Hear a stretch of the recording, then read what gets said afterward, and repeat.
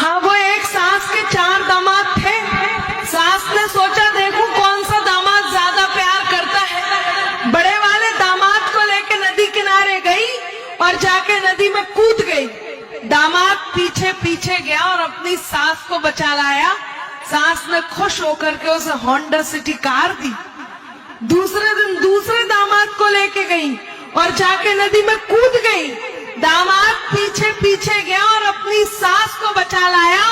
सास ने खुश होकर के मोटर बाइक दी। तीसरे दिन तीसरे दामाद को लेके गई और जाके नदी में कूद गई। दामाद पीछे पीछे गया और अपनी सास को बचा लाया। सास ने खुश होकर के एक्टिवा स्कूटर दिया। अब चौथे दिन चौथे दामाद की बारी थी। चौथा दामाद यहीं आसपास का उसने सोचा बड़े वाले को होंडा सिटी कार दी, दूसरे वाले को बाइक दी, तीसरे वाले को स्कूटर दिया, मेरा साइकिल का नंबर है। उसने सास को कूद जाने दिया, डूब जाने दिया, मर जाने दिया। अगले दिन ससुर जी ने खुश होकर के उसे मर्सिडीज गिफ्ट की।